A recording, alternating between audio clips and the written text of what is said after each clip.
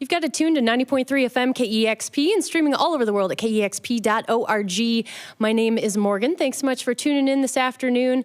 And I'm very happy to be down in the live room with Mitski. Welcome. Hi, thanks for having us. So glad to have you back. Yeah. Last time I was solo. This time I have my band with me. Which I'm very excited about. Would love to hear a couple songs from you. Sure. I'll be playing I Bet on Losing Dogs and then Francis Forever. Mitski live on KEXP. The latest album, Puberty 2, came out last June, one of my favorite albums of 2016. Oh, thank you. And playing tonight at the Neptune Theater for the Little Big Show and tomorrow at the Wonderland Ballroom in Portland. And have you been touring straight since Puberty 2 came out last June? Basically, yeah. I mean, I had breaks here and there because otherwise my body would collapse. But, you know, this is my work. This is what I do, so. Mm-hmm. And that album was pretty critically acclaimed. Has anything changed for you since the release?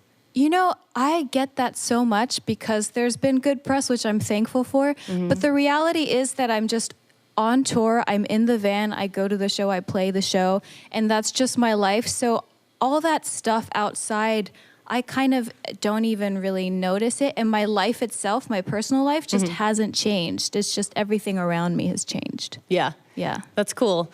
So back in July, you talked about how you didn't really start composing your own songs until college. When did you start learning how to play instruments, and how did that happen? I played piano first. I played piano from... I think it was second grade or something. I took maybe a couple lessons, but it was mostly that I moved around a lot, and my house or new apartment or whatever always had a keyboard, and I didn't have any friends. I didn't know the new area, so I would end up just fiddling on the keyboard, and that's kind of how I learned how to play.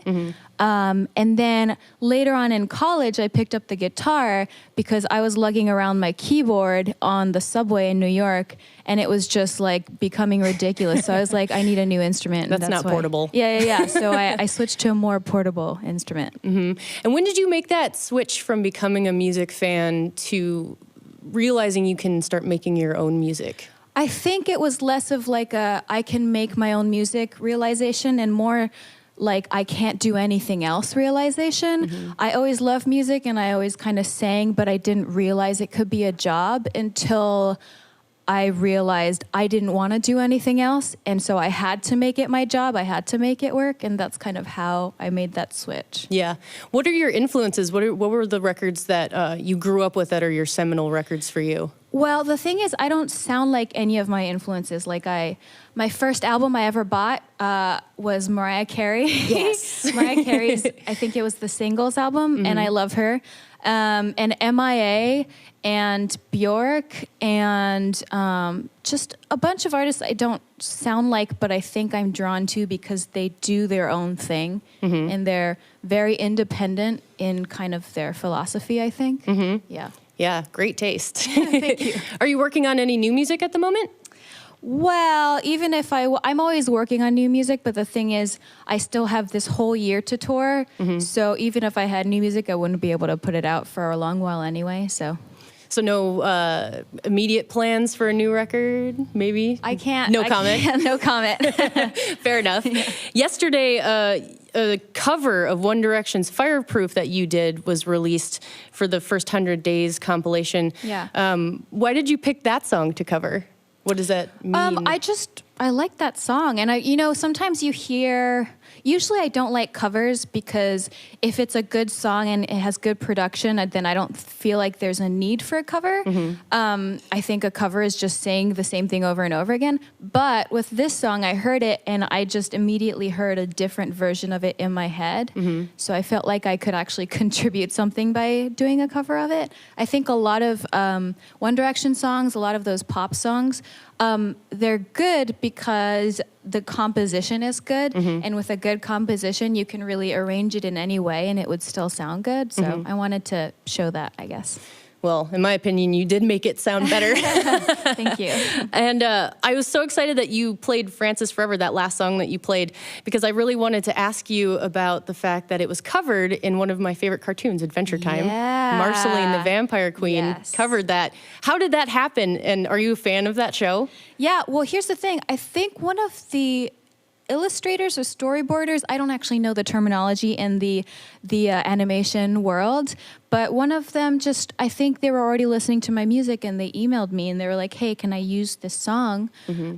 So it's funny, it wasn't through any like licensing channels. It was just someone from the show emailed me.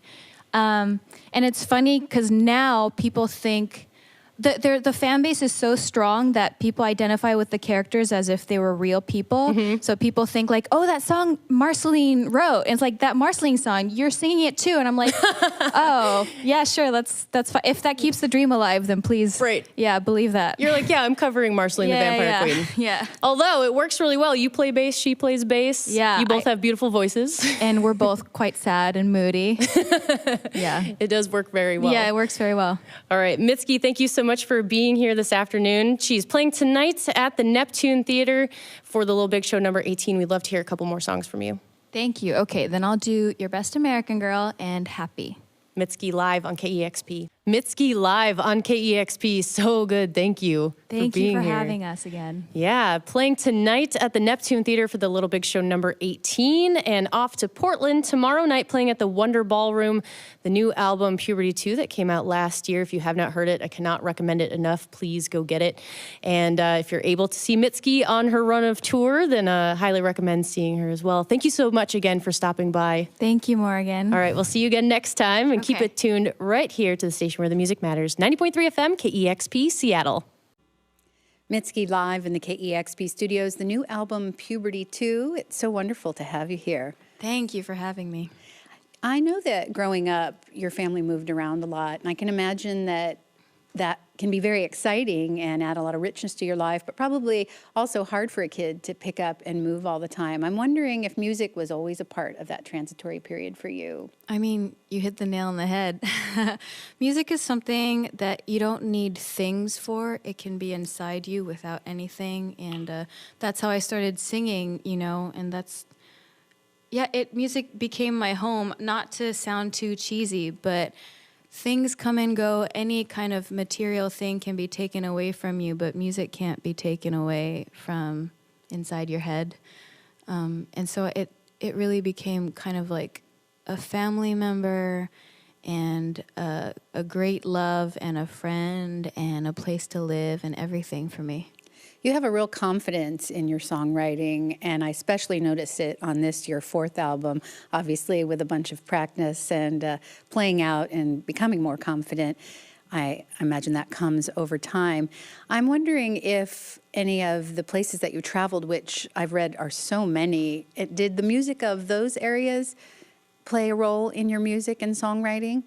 I'm sure it did. Granted, I didn't start writing music until I kind of stopped traveling and went to New York. But I think, as children do, I kind of absorbed things around me, and I do think that I have a really eclectic mix of musical influences. I have a weird musical history, I think. You have somewhat of a lean aesthetic, and you talk about being able to pick up and move on, not have a lot of gear. I know that you've recorded several albums, including this one with just one friend, Patrick Hyland. Is that why you do that? You just want to keep things really lean, and is that what you're familiar with? Yeah, I think so. I think maybe I also have trust issues, but it's one of those things where I want to make sure that the music can exist if everything went away. If, I got somewhere and there wasn't a guitar, or there wasn't good production, or I got somewhere and there wasn't a thing, I want to make sure that the music can still be played and still, be shared, because so much of my experience about getting somewhere and then seeing what's around me and using that as opposed to deciding beforehand what I was going to use. You obviously can play with a little or a lot. You've played with a band. You're playing solo today, and you and Patrick play all of the instruments on your record. And I'm wondering if you mentioned trust issues and also just being able to stay lean, but you have a compositional background, and I wonder if that affects your process, if that's why you are so comfortable doing layering and that sort of a thing, as opposed to you've yet to record sort of with a full band. Yeah, I think I do like recording with tracks as opposed to with the live band. I don't think I've ever done live band recording for my records before.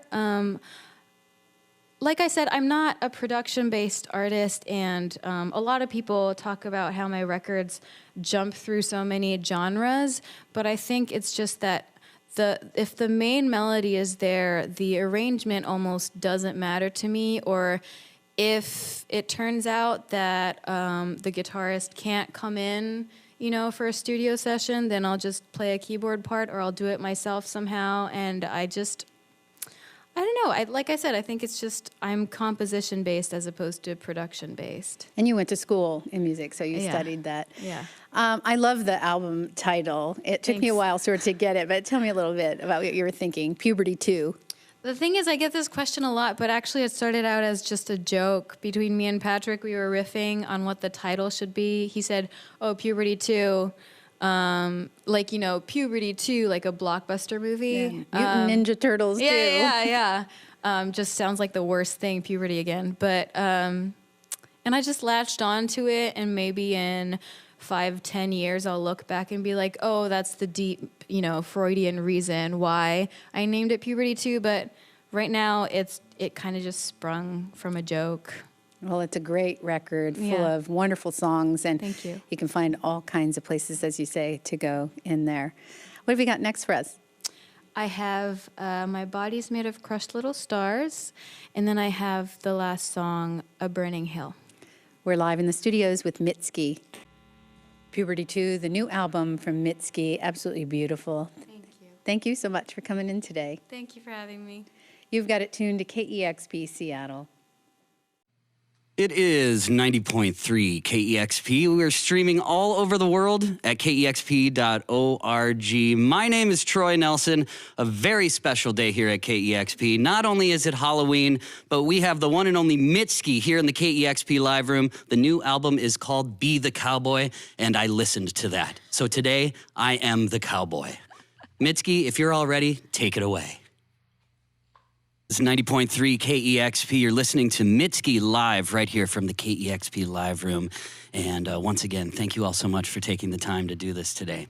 Thanks for having us. Absolutely. Halloween here at KEXP, and you're playing the Showbox tonight. Any plans on any outfits, dressing up, or are you just going to go as is? We've had so many plans, but I don't know about the execution. I think it kind of reflects our lives, perhaps. We've just been busy on tour, and we've never had time to kind of figure out costumes, but we've had so many great ideas. Right, lots of ideas. A lot of interviewers obviously ask, artists what their influences are, and that can become a bit redundant. But I had a listener write me on the air 2 days ago and wanted me to ask you something, if that is okay with you. Okay, I'm ready. All right. The listener said, the song Nobody by Mitski sure seems to have some influence of the Cardigans in it. Has she ever claimed them as an inspiration? I mean, I love the Cardigans. For this particular song, I wasn't thinking of the Cardigans, but I definitely hear what they're hearing. But I did kind of grow up on the Cardigans. I remember they did like a song with Tom Jones. They covered Burning Down the House with Tom Jones. Do you remember that? I don't remember that, but that sounds cool. Oh my gosh. Whoever the A&R was who was behind that collaboration is some kind of mad genius, because it's such a good track. Is there a video? Yeah, the video is also wild. Yeah. I've never seen that. I'm YouTubing that. Yes, please tonight. do. All right, very cool. Speaking of inspirations, also reading back through some of your interviews, I would like you to tell the listeners what Miyazaki means to you. Oh my gosh. I mean, I think I can't say for sure, but I think his film was the first film I ever saw. I think it was Princess Mononoke. And he's just been with me without even knowing it. He's been with me my whole life. Every time I have doubts, or I don't quite know how to live in the world, how to be, I watch his films and I'm like, oh yeah, it's this simple. This is it. This is the answer. So yeah, Spirited Away was the first one that I saw when I was younger, and I was like, who made this? What is this? It's just like, it's dreamlike, it's beautiful, it's hard. Yeah, it's hard to describe. It's almost like it's a feeling. Yeah, I love how he doesn't explain a lot of things, but you kind of draw your own beautiful conclusions, especially in that film, Spirited Away. Another mutual love that you and I have is for the band Weaves. Oh, yeah. And I love that band, and I play this song of theirs called Slicked on the radio all the time. And I love her voice. I love that band. It's just, they're fantastic. Have you seen them live? I've never seen them live. Oh my gosh, you need to see them live. I'm going to declare it. They're the best live band I've ever seen. Next to Downtown Boys. I'm assuming you've played shows with Yeah, Weaves, we toured together. When was that? I don't remember. 1 year we toured together. We've done so many tours. Yeah. I was just happy to see that. I was like, oh, cool, because my friends haven't been. I need to turn them more people on to Weaves. Yes, it's spelled Weaves, or no, 1V. Just kidding, everybody. 1V. Please Google them. Yes. The album obviously is called Be the Cowboy, and I listened to it in more ways than one, obviously. And I know that a lot of people have asked you what the title does mean, but for those listeners that don't exactly know what it means to you, Be the Cowboy. It just started out as an inside joke between me and myself. I just would tell myself, be the cowboy you wish to see in the world, somewhat like, be the change you wish to see in the world. Mm-hmm. And I kept telling myself that whenever I felt like I needed to, act arrogant or confident or walk into a room and feel like I own the place just to kind of, push down my insecurities. And that just turned into the album title. It's great.